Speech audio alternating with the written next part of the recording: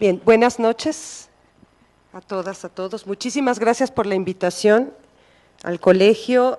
Muchas gracias al presidente doctor Juan Eberto Muñoz Cuevas. Muchísimas gracias al doctor Antonio Castellanos Olivares y por supuesto a las doctoras Patricia González Aquino y a la doctora María de los Ángeles Corona. Nada más hacer una pequeña precisión.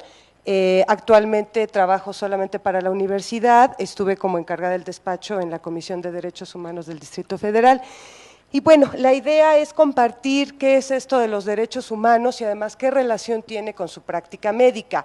Además, pensando específicamente en el ámbito que ustedes trabajan, que es la anestesiología, que todavía encierra más peculiaridades o dificultades dentro de su práctica cotidiana, ¿no? Pero antes de eso me gustaría preguntarles, ¿qué idea tienen de derechos humanos? ¿Qué les dice cuando escuchan derechos humanos? ¿Qué idea tienen? Alguien que me gustaría que nos compartiera. ¿Qué piensa de los derechos humanos? ¿Quién dice yo? Ajá.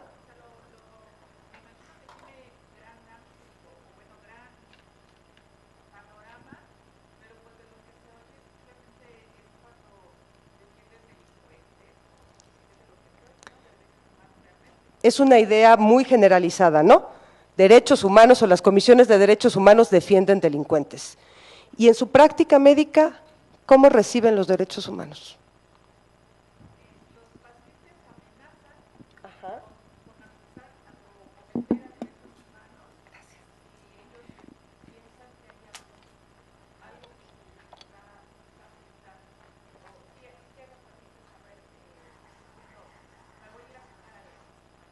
¿Y cómo se sienten ustedes? Amenazados. Sí. Bueno, compartirles que no solo se sienten amenazados ustedes, en general se sienten amenazados casi todos los servidores públicos. Trabajo también mucho con docentes y con los docentes pasa lo mismo, ¿no? Sobre todo con los docentes que trabajan a nivel de primaria o de secundaria. Este discurso suele mucho, es muy recurrente, ¿no? Y entonces se genera una relación muy difícil. Mi propósito aquí de estar con ustedes es compartirles y tratar de ver cuáles son otras visiones, de ver los derechos humanos de una manera más integral, porque efectivamente en términos de los medios de comunicación ha sido una, digamos, no puedo decir qué campaña, pero sí una idea muy, digamos, muy parcial de lo que son los derechos humanos. Es una cultura bastante más rica y que creo yo todas y todos deberíamos acompañar. Y bueno, mi propósito es ese, espero lograrlo. Sí, doctora.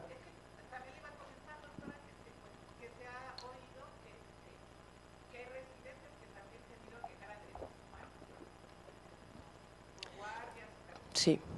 De hecho, el fenómeno de la violencia con los residentes parece que es un tema que poco se ha estudiado, pero muy, digamos, muy rico en problemáticas, ¿no? En el sentido de, sí he estado leyendo algunas cosas sobre la violencia que reciben algunos de los residentes y bueno, como personas no estamos libres de toda esa violencia.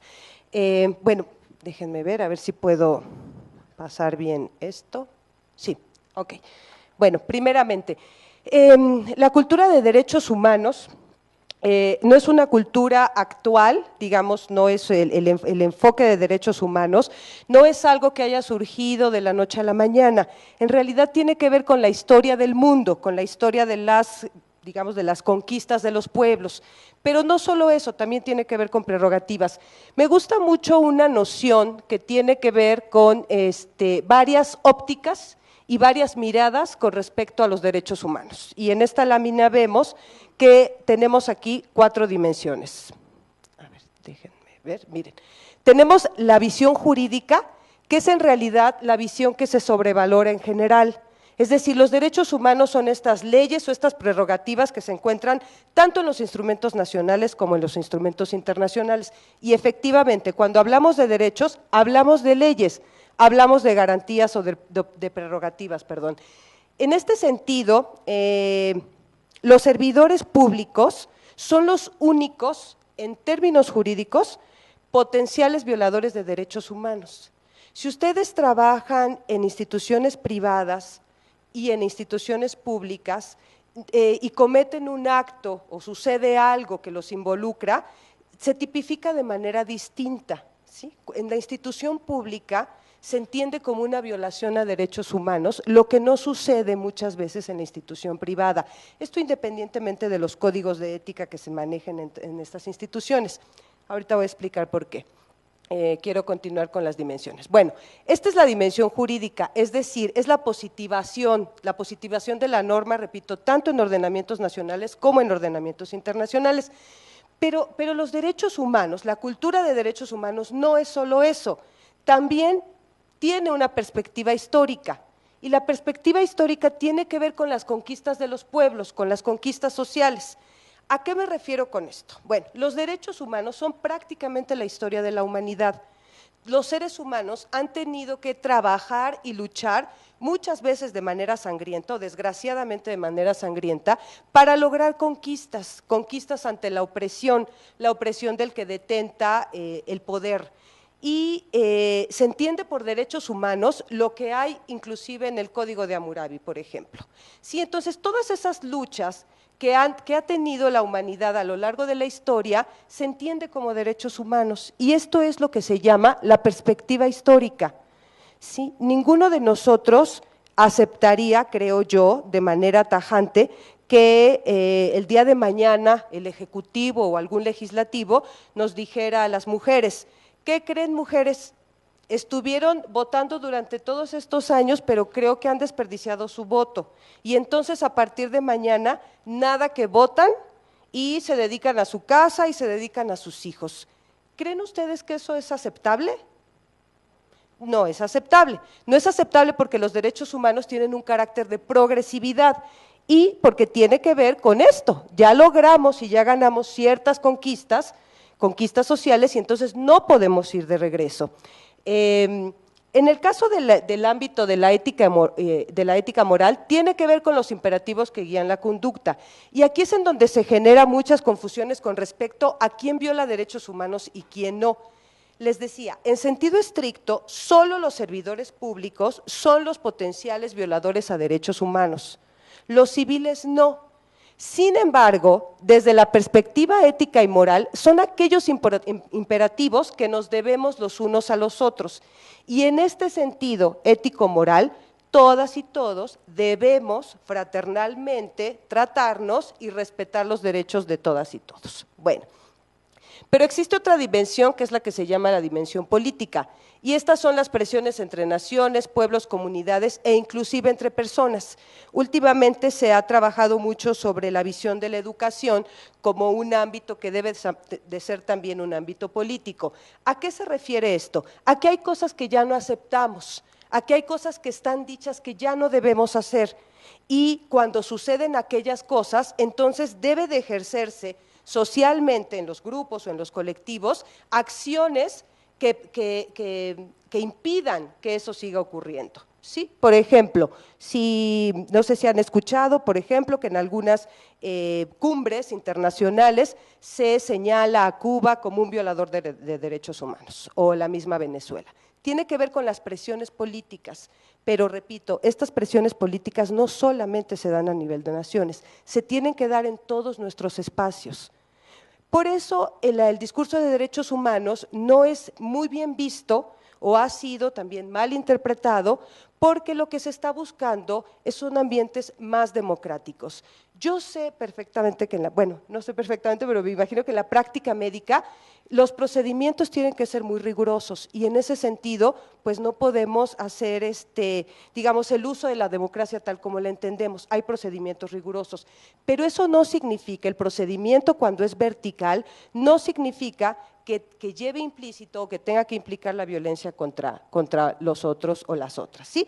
Entonces, ¿los derechos humanos qué son? Ante la pregunta de qué son los derechos humanos, pues son todas estas cosas, son leyes, pero son conquistas sociales, pero son imperativos que guían la conducta, y también son presiones entre naciones, pueblos, comunidades e inclusive entre las personas. En este sentido de la cultura de derechos humanos, se maneja un concepto de violencia que es bastante amplio.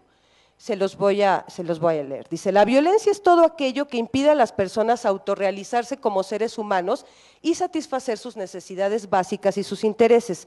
La violencia impide u obstruye, ya sea por acción o por omisión, el desarrollo, la democracia y la vigencia de los derechos humanos. En este sentido, ¿qué pasa? ¿Cuál es la diferencia entre una persona que no es servidora pública o servidor público y una persona que sí lo es? Como el Estado es el que tutela los derechos, ustedes cuando están en un ámbito del servicio público, ustedes son digamos, el mecanismo, son el instrumento o el medio a través del cual el Estado protege, garantiza y respeta derechos humanos. Por eso es mucho más grave y yo sé que esto en ese sentido los deja en muchos momentos en estado de indefensión. Y quiero comentarles que, bueno, no tienen derecho solo los pacientes, ustedes también tienen derecho, así como los docentes, así como los padres, como las madres. ¿Qué ha sucedido? Ha sucedido que se sobrevalora un discurso y sobrevalorizar un discurso hace que se merme o que se vea, que se interprete como menoscabado el otro. Pienso en los niños y los papás. Se habla mucho de los derechos de la niñez y entonces parece que esto significaría que solo los niños tienen derecho y no lo tienen los padres, ¿sí? O pensando en los mismos niños con los maestros. No, esto me parece que es una interpretación que ha reducido muchísimo la riqueza de lo que son los derechos humanos. Por sobrevalorar un discurso, hemos dejado en indefensión a muchas otras personas y de lo que se trata en realidad es de ir generando y ejercer los derechos humanos de una manera muchísimo más plena, en ejercicio todas y todos, y que a todos se nos respeten los derechos humanos. Efectivamente, como ya comentó, como ya compartió hace un momento la doctora, bueno, no solo los residentes, hay también médicos, hay padres de familia, hay hay maestros que han puesto quejas por algún agravio que puedan sentir, pero sí me gustaría enfatizar que cuando se es servidor público, desafortunada o afortunadamente, no lo sé, pero cuando se es servidor público, la responsabilidad es muchísimo mayor. ¿Por qué? Porque soy el medio a través del cual el Estado tiene que garantizar ese derecho. Piensen, por ejemplo, en términos del derecho a la educación. Cuando un niño o una niña está siendo privada, digamos, de ser inscrita en una escuela, bueno, las personas que están negándole su inscripción son los agentes que están ejecutando allí una presunta violación a derechos humanos y específicamente el derecho a la educación, o cuando se les niega, por ejemplo, algún servicio social porque no tienen credencial, porque no tienen CURP o porque no tienen acta de nacimiento. ¿Qué es lo que pasa allí? El Estado no está más bien garantizando, proveyendo a la ciudadanía de los derechos que le corresponden a todos los ciudadanos y las ciudadanas. Y esta cuestión aquí tiene que ver con acciones u omisiones, ¿no? Es tan grave una acción en contra de los derechos humanos como una omisión que merme el desarrollo integral de las personas.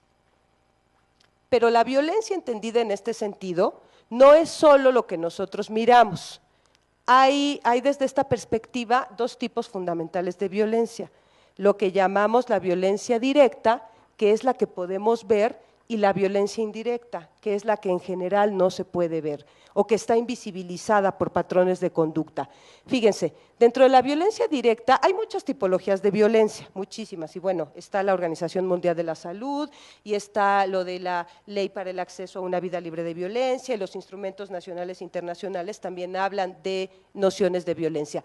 Pero este enfoque nos plantea lo siguiente, fíjense, la violencia directa es lo que vemos.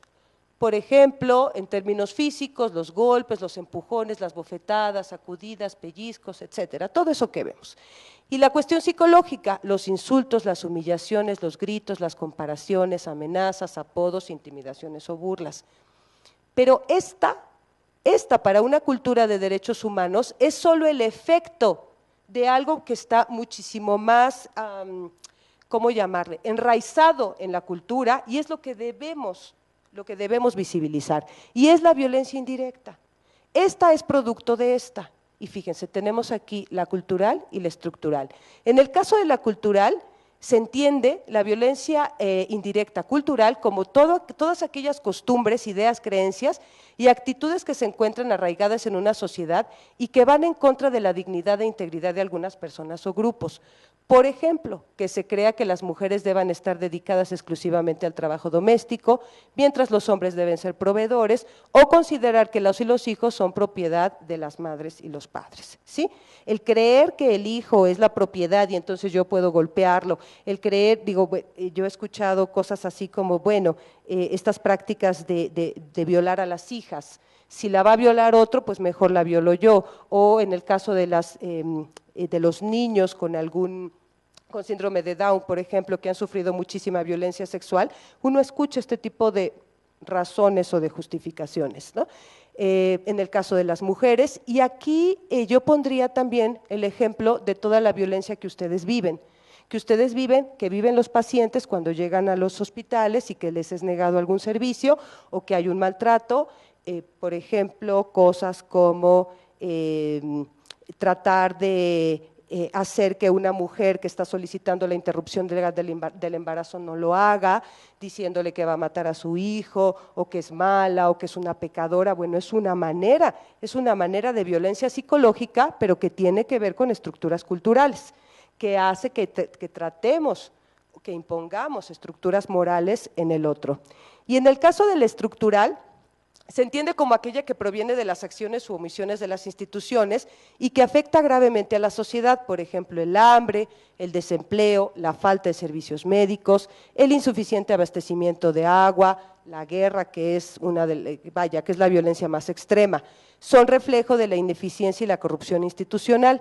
Este tipo de violencia es la raíz de las injusticias, la opresión, la injusta división del trabajo y la inequitativa distribución de la riqueza. Es dañina porque es la causa de la mayor parte de las manifestaciones de violencia sexual. Ok, ¿por qué es importante? Porque es interesante ver como todo este panorama de una manera integral, porque muchas veces lo que nosotros vemos es solo esto, ¿sí? Ah, bueno, es que me trataron mal, es que el paciente me quiere demandar por tal y cual cosa. Ah, es que el doctor o la doctora me hizo esto, me hizo el otro. La maestra, el papá, el jefe, etcétera, etcétera. Nosotros lo que vemos es esto. Sin embargo, en donde tenemos que trabajar, y un enfoque de derechos humanos lo que nos va a decir es que donde tenemos que trabajar fundamentalmente es en la violencia indirecta, es decir, en trabajar esos patrones, porque esta a lo mejor la podemos arreglar con algunas cosas, pero la violencia indirecta no. ¿Por qué? ¿A cuántos pacientes atienden en una institución pública, en una zona considerada de alta marginalidad o media marginalidad? ¿Cuántos pacientes atienden en promedio en una jornada de trabajo? ¿Cuántos? Aproximadamente. 1, 2, 10, 50. De 3 a 7, y eso se consideraría humanamente posible, ¿no? Bueno, depende de la cirugía, claro. Y en el caso, por ejemplo, de la medicina general, ¿a cuántos podrían atender? Dice por acá el doctor, a 50. ¿Sí? Bueno, eso, doctores y doctoras, eso es violencia estructural, ¿sí? ¿Por qué? Porque tiene que ver, y además no son responsables ustedes ni tampoco los pacientes, pero se genera una relación de violencia. Sí, es más o menos lo mismo que le pasa a los docentes. Los docentes de secundaria normalmente tienen doble turno y tienen muchas horas de trabajo, y en cada uno de sus grupos atienden aproximadamente de 30 a 50, a veces hasta 60 alumnos. ¿Qué pasa con una persona que se encuentra permanentemente sometida a, digamos, el dolor ajeno, la tragedia del otro, el sufrimiento del otro? ¿Qué pasa? Bueno, hay un desgaste emocional, hay un cansancio físico, lógico, tiene que ver con violencia estructural, ¿sí? Los sueldos, pensemos en esto que dice aquí, fíjense, dice acciones u omisiones de las instituciones. El que ustedes tengan que ver a tal cantidad de pacientes tiene que ver con violencia estructural, ¿sí? El problema es que además seguimos reproduciendo esquemas violentos. Si yo ya estoy muy cansada o cansado de estar tratando a tantos pacientes, porque además ni siquiera se tomó la medicina, o no hizo esto, o no hizo lo otro, lo que le dije, entonces puede haber como mucho cansancio. Y lo mismo pasa del otro lado en el caso de los pacientes, ¿no? No sé si queda clara esta idea, que tiene que ver con estructuras. Entonces, la idea de una cultura de derechos humanos, más que vernos como enemigos o alumnos versus docentes, pacientes versus médicos, de lo que se trata es de entender más bien el sentido de lo humano o de residentes versus médicos. Estaba leyendo algunos testimonios de algunos residentes que, bueno, se han sentido francamente humillados porque además la forma, digamos, las costumbres de cierto hospital o cierta clínica es eso. Bueno, yo ya hice mucho esfuerzo para llegar donde estoy, tú eres nuevo, tú eres nueva y entonces tienes que pasar esta serie de obstáculos. Y eso puede generar mucha sensación de frustración, mucha sensación de violencia. Ok, bueno, me voy a ir primero a la idea de dignidad y luego regresar con la noción de bioética liberal. Ok, ¿cuál es el núcleo duro que plantea la cultura de derechos humanos? El núcleo duro es la dignidad. ¿Y qué es eso de la dignidad? Bueno, hay algunos que dirían que es un concepto hueco, un concepto vacío, ¿no? Yo les traigo esta lámina donde dice que hay un pensador, Immanuel Kant, ¿no? Dice, es siguiendo a Kant el valor en sí mismo, no como medio, sino como fin en sí mismo, ¿no? Él dice, no trates a las personas solo como medios, sino hay que tratar a las personas como fines. Dignidad para Fernández Segado habla de núcleo axiológico constitucional. Él lo lleva al plano jurídico, dice valor jurídico supremo del conjunto ordinamental. ¿Qué es lo que pasa? Y aquí me parece que está el meollo del asunto de acusar o señalar a las comisiones de derechos humanos de delincuentes. La dignidad es el núcleo duro, el valor intrínseco que todas y todos tenemos. Y eso significa que los derechos humanos se les deben de respetar a todas las personas, hasta el peor ser humano. Piensen en el peor ser humano que ustedes consideren. Esta persona es la peor del mundo. Bueno, esa persona merece un juicio justo en el caso de que haya cometido una falta o un ilícito. ¿Por qué creen? Porque puede sonar, ¿por qué? ¿Por qué los defienden? Ahora resulta que quieren cárceles de 5 estrellas, ¿no? He escuchado mucho por allí. Hizo esto tan terrible, cometió un homicidio o cometió una violación y ahora resulta que la Comisión de Derechos Humanos o las comisiones quieren que estén en hoteles de 5 estrellas y que el sistema penitenciario sea casi como un descanso o vacaciones pagadas. ¿Por qué? ¿Por qué hay que respetarle su derecho de audiencia, su derecho a un juicio justo, su derecho a un debido proceso? ¿Por qué creen que se tiene que hacer?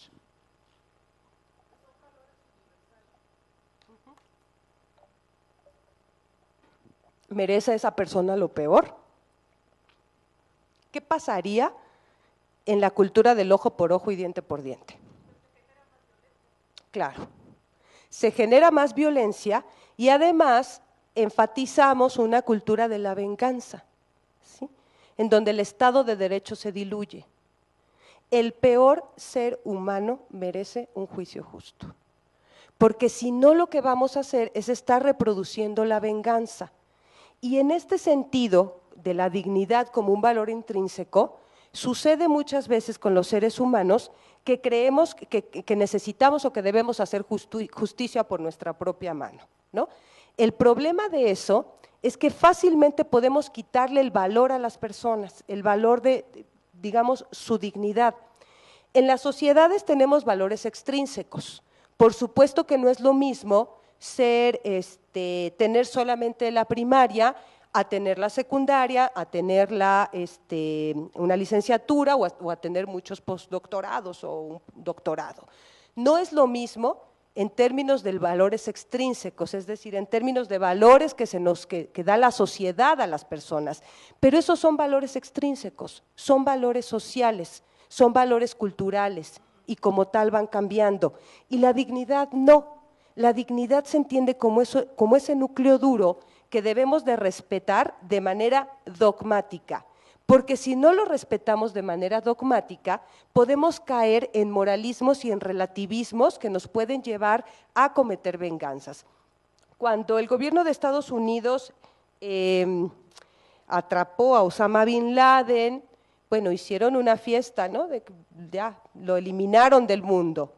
Y esa idea de eliminar a alguien que consideran o que tienen una idea de que es el mal o portador del mal en el mundo, promueve la cultura de la venganza, porque ningún ser humano debe de ser tratado de esa manera. Si comete un ilícito, si comete una falta grave, debe de tener un juicio justo, porque el problema no es el discurso de los derechos humanos, el problema es un problema de justicia, y cualquiera de nosotros, y más ustedes, en un espacio tan riesgoso como es en el de su práctica de todos los días, pueden ser acusados y señalados o señaladas de cosas que no cometieron, ¿no es así? Pueden ser señalados y en ese sentido todas y todos merecemos un juicio justo. Me regreso, bueno, nada más para terminar. La cuestión de la dignidad tiene que ver con, les decía yo, la parte dogmática de la cultura de derechos humanos. Entonces, es aquí en donde muchas veces se enfatiza o se exagera, diría yo, el estereotipo de las comisiones como instituciones defiende delincuentes. Y no, de lo que se trata es de que hagamos juicios justos. Una cosa es que la persona, pienso en el sistema penitenciario de este país, que además es terrible, si cometió un delito, tiene que pagarlo, pero eso no significa que debamos, ya cuando entró al centro de internamiento, que se merezca ser torturado, que se merezca ser, que no tener una cama. Hay internos en los centros de reclusión de este país y del Distrito Federal que no caben en las habitaciones, no caben en las celdas y tienen que dormir parados, por ejemplo. Eso va generando todavía más violencia y más hostilidad. Una cultura de derechos humanos apela no solo a la dignidad, sino a la fragilidad humana. Bueno, me regreso con la idea de bioética. Aquí está, bioética. Ok. Me parece que la noción de bioética liberal es la que más se acerca a un enfoque integral de derechos humanos. Voy a leer la diapositiva. Esto es un fragmento de un libro de Rodolfo Vázquez que se llama Del aborto a la clonación, principios de una bioética liberal. Y dice, la bioética liberal que postula los principios de autonomía, dignidad de la persona y el principio de la igualdad como reguladores de las diversas conductas. La postura liberal rechaza cualquier intervención del Estado o de otros individuos que busque imponer de manera perfeccionista o paternal algún plan de vida y por lo tanto proscribe las acciones que perjudiquen la autonomía y el bienestar de terceros. El Estado debe facilitar, promover y ordenar la realización de las acciones que favorezcan de manera prioritaria los intereses de los individuos más desaventajados. Y tengo otra por acá, ¿no? Esta seguramente ya la han revisado muchísimo. En 1971 la palabra bioética surge designando ahora a un nuevo e incipiente campo interdisciplinario. Aparece por primera vez como título del libro de Van R. Potter, Bioethics, Bridge to the Future, cuya finalidad fue contribuir a promover, perdón por el inglés, fue contribuir a promover un nuevo diálogo entre dos culturas, las ciencias y las humanidades. ¿Qué pasa con la bioética? Es un terreno que todavía no tiene bien delimitado su objeto de estudio, pero me parece que siendo un espacio en donde convergen muchísimas disciplinas, es el espacio en donde se puede trabajar desde un enfoque de derechos humanos, ¿sí? Porque está planteando no solo distintos enfoques o distintas disciplinas, sino que plantea además los problemas que tienen que ver claramente con la existencia humana, como es la autonomía, como es la libertad, como es la toma de decisiones, como es la dignidad humana, ¿no? Y en este sentido, bueno, esta es otra de Potter, que a ver si nos da tiempo la revisamos. Quiero que veamos esto, la idea de autonomía, ¿no? En el caso de los niños es complicado por la idea de autonomía progresiva, ¿no? Y la capacidad o no, que tienen o no de tomar ciertas decisiones, además con respecto a su salud. Hay muchísimos casos, ustedes lo saben, de niñas o niños que, por ejemplo, necesitan una transfusión, ¿no? Y los padres tienen una creencia religiosa que les dice que no lo deben hacer, y entonces el niño a veces le preguntan ¿qué hacer en esos casos? Bueno, la idea de autonomía progresiva con los niños y del interés superior del niño es un tema crucial, ¿no? Bueno, esto también es de Rodolfo Vázquez. Dice, en relación a la autonomía, nos dice Carlos Esenino, siendo valiosa la libre elección individual de planes de vida y la adopción de ideales de excelencia humana, el Estado y los demás individuos no debe intervenir en esa elección o adopción, limitándose a diseñar instituciones que faciliten la persecución individual de esos planes de vida y la satisfacción de los ideales de virtud que cada uno sustente e impidiendo la interferencia mutua en el curso de tal persecución. Esto, si recuerdan la noción de violencia que les presenté hace un momento, como aquellas acciones u omisiones que impiden que una persona se autorrealice, queda en armonía con esta noción de autonomía, ¿sí? La dignidad, la autonomía y la libertad son, me parece, los conceptos centrales en donde convergen no solo los derechos humanos, sino la práctica médica. Y bueno, aquí tenemos una definición de un filósofo también, que es Marc Platz, y dice, debemos dejar a los agentes racionales competentes tomar las decisiones importantes para su propia vida según sus propios valores, deseos y preferencias, libres de coerción, manipulación o interferencias. Ahora, esta noción es una noción pensando, nos podemos pasar mucho tiempo discutiendo qué es eso de un agente racional, pero digamos que en términos generales es alguien que puede, un sujeto moral, alguien que puede tomar una decisión. Sabemos perfectamente que en la práctica médica esto no sucede en muchas ocasiones y eso agrava o complica la situación.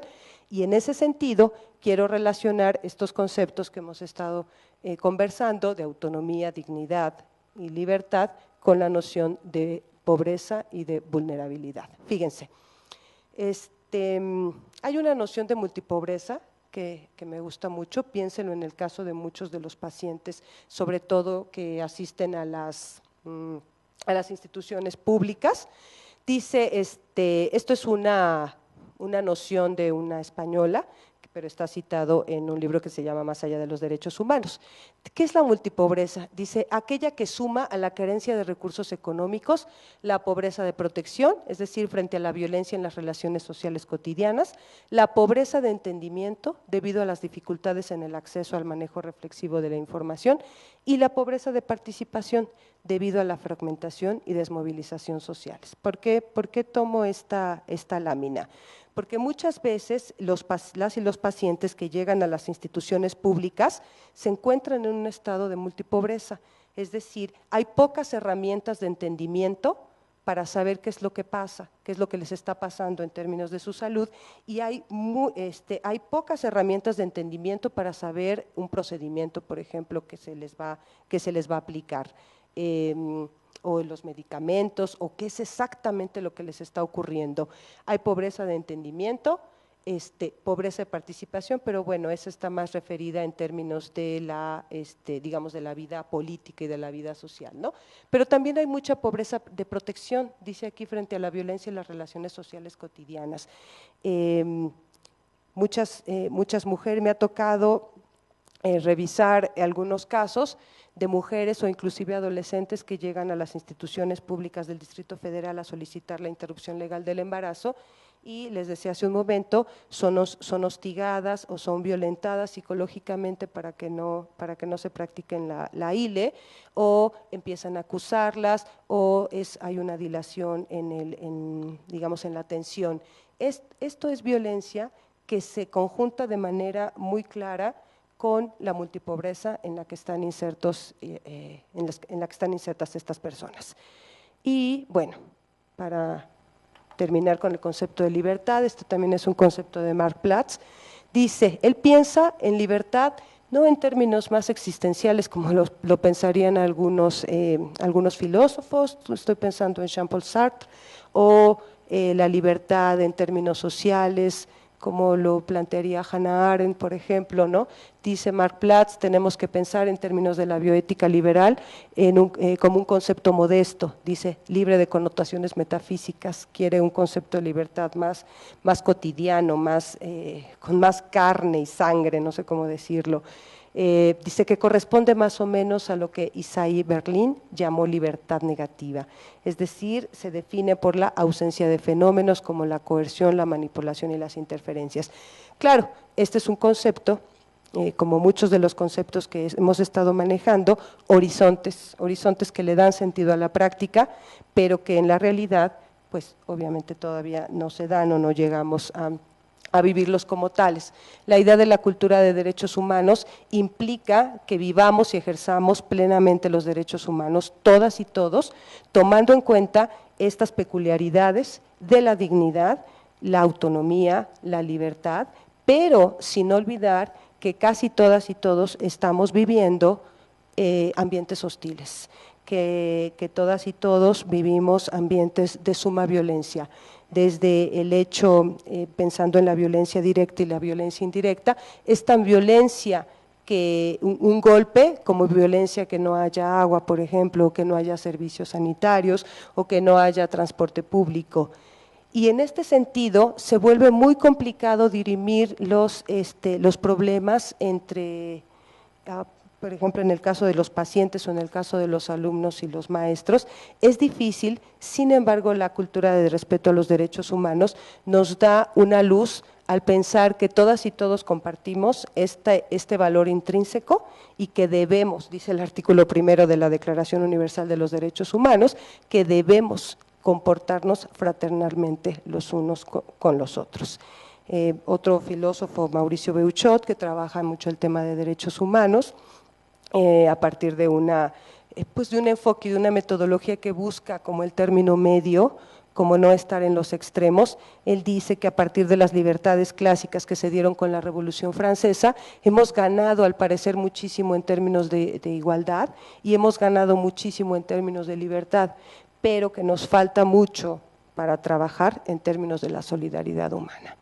La cultura de derechos humanos, también estoy pensando ahorita en un autor considerado posmoderno, que es Lipovetsky, él diría que desgraciadamente la exacerbación de los derechos humanos ha llevado a la hiperindividualización del sujeto, en el sentido de pensar que es mi derecho, ¿no? Este discurso que se escucha mucho de los niños, es que es mi derecho, o de los adolescentes, o de los pacientes, es que tengo derecho, y desgraciadamente ese discurso hiperindividualizado de los derechos humanos ha cerrado los ojos ante la realidad que deberíamos de compartir todas y todos de una sociedad más fraternal. Me parece que no es un problema de los derechos humanos, porque tenemos el Pacto de Derechos Civiles y Políticos y el Pacto de Derechos Económicos, Sociales y Culturales, en donde se busca un equilibrio entre los derechos individuales, los derechos que cada una de nosotros tenemos como persona, pero también los derechos colectivos, los derechos de los pueblos, los derechos de las naciones. Y en ese sentido me parece que tenemos que caminar, nos falta muchísimo, tenemos que caminar mucho por el respeto que nos merecemos los unos a los otros. Sí creo, acompaño la idea de Mauricio Beuchot de que estamos reprobados en términos de solidaridad, de que la cultura de la violencia nos ha puesto en esta vorágine en donde lo que más fomentamos es la cultura del enemigo, es la cultura de la competición, es la cultura de estarme cuidando de todos porque todos me van a querer fregar y entonces tengo que estarme cuidando. Esa cultura es una cultura que le ha hecho mucho daño a nuestro país y que desgraciadamente está permeando, no está permeando, vive de muchas maneras en la práctica profesional, vive en las relaciones familiares, vive en las relaciones sociales, vive en la relación que tenemos con el desconocido en la calle. Y entender los derechos humanos como un imperativo, me gusta más pensarlo en términos de imperativos éticos y morales, me parece que nos ayuda a mirarnos de otro modo y a mirar que cada persona tiene un valor intrínseco independientemente de los valores extrínsecos que le dotamos, por color de piel, por condición étnica, por ideología, por credo o por cualquier otra condición que tenga esta persona. Es tan digna la indígena que no habla español, adulta mayor, que además es en la escala de la discriminación una mujer terriblemente vulnerable, porque además de ser mujer es pobre, es adulta mayor y si no habla español, bueno, hay una serie de discriminaciones que se van sumando, la violencia estructural, la violencia cultural la va, digamos, revictimizando, y si a eso le añadimos que no hay servicios de salud y que a lo mejor ni siquiera el policía la dejó entrar porque ni siquiera hablaba bien español, bueno, ahí estamos exacerbando una cultura de violencia que me parece tendríamos que empezar a desarmar, porque en tanto nosotros en nuestros espacios privados, en nuestros microespacios, estemos reproduciendo todas esas acciones que fomentan más la violencia, vamos a seguir escalando circunstancias que les son hostiles a todas y a todos. Y creo que, déjenme ver si me falta alguna lámina, creo que ya estaban todas. Bueno, la idea de vulnerabilidad, termino con esta. Estoy pensando sobre todo, y los derechos humanos trabajan mucho más o se enfocan mucho más a las personas que se encuentran en situación de desventaja. Dicen por allí que los magnates en general no van a trabajar por los derechos humanos, porque los derechos humanos tienden a trabajar y a empoderar, si bien reconocen la dignidad de todas y todos, la idea es tratar de empoderar a las poblaciones que se encuentran en situación de vulnerabilidad. Termino con esta lámina. Esto es una noción de la Comisión Económica para América Latina y el Caribe, y dice: la vulnerabilidad social es el resultado de los impactos provocados por el patrón de desarrollo vigente, pero también expresa la incapacidad de los grupos más débiles de la sociedad para enfrentarlos, neutralizarlos u obtener beneficios de ellos. Frecuentemente se identifica la condición de pobreza de la gente con vulnerabilidad. Sin embargo, la inseguridad e indefensión que caracterizan a esta no son necesariamente atribuibles a la insuficiencia de ingresos propia a la pobreza. En efecto, si se comparan las condiciones de vida de los trabajadores urbanos con la de los campesinos de áreas remotas, es probable que estos, al basar su vida en la agricultura de subsistencia, se hayan visto menos afectados frente a los programas de ajuste estructural y a los golpes de naturaleza macroeconómica. Los grupos vulnerables son aquellos grupos que se encuentran en una situación de desventaja y desafortunadamente esa situación de desventaja les va a traer una y otra vez a lo largo de su vida adversidades y hostilidades. En la actualidad en nuestro país está puesta sobre la mesa la circunstancia de las inundaciones que se suscitaron en varios estados de la República. Siempre es la gente en situación de pobreza la que es más afectada por estos fenómenos climáticos. Siempre es la población en situación de vulnerabilidad la que está más golpeada por la inseguridad. Siempre son estos grupos los que de manera cotidiana y sistemática están soportando todas las hostilidades de una violencia estructural y de una violencia cultural que estamos de manera casi permanente repitiendo. Y bueno, creo que ya no me falta ninguna otra lámina. Revisamos esta idea de, bueno, de violencia, de dignidad, de libertad, de autonomía y de multipobreza y vulnerabilidad. Y bueno, pues yo con eso termino y no sé si quieran comentar algo de manera como más específica. Repito que la cultura de derechos humanos tiene que ver con una visión mucho más integral. Y bueno, no sé si quieran hacer alguna pregunta, doctora.